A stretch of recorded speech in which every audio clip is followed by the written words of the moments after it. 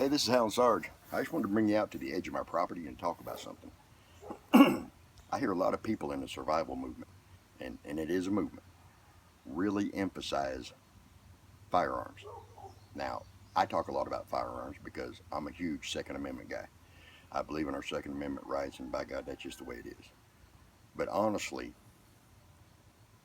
people saying that you need a certain weapon or you're never going to make it is nonsense.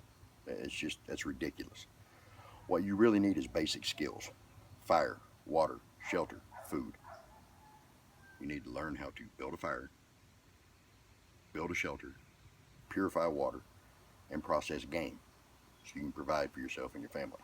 That's how you'll survive. The weapon is really secondary to those skills, just in my opinion. The weapon is secondary.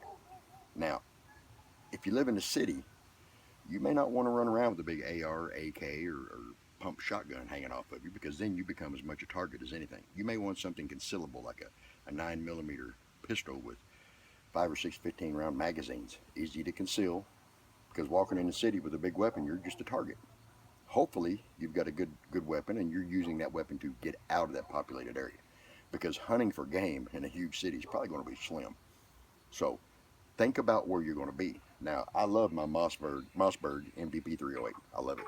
But honestly, if I have to unass my AO, if I have to leave my home, I will be egressing into something like this. Very thick woods here in central Kentucky, thick undergrowth. Honestly, for me, a good 12 gauge pump would probably be my best option. Just a simple 12 gauge pump. Not only is it more cost effective, but it's more practical in this kind of terrain for me.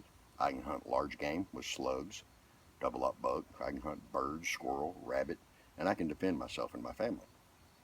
So, for me in my terrain, honestly, if I really analyzed it, a good 12 gauge pump would probably be my best option.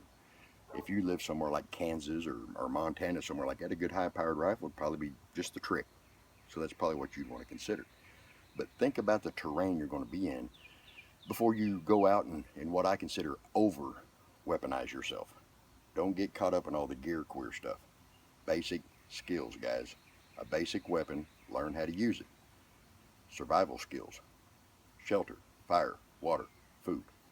That's a survival thing. So get out somewhere and practice these skills. You don't have to do it all the time, but just every once in a while, go out and practice your fire building. Every once in a while, practice purifying some water. How many of you have actually killed and processed an animal? I mean, even a squirrel or a rabbit. Those things are what's going to determine if you survive and provide for your family. So, again, think about what you're going to use your weapon for and understand the terrain that you're going to be in before you go out and blow a bunch of money. And then at that point, you're pretty much stuck with what you got. So, basic skills and understand your terrain.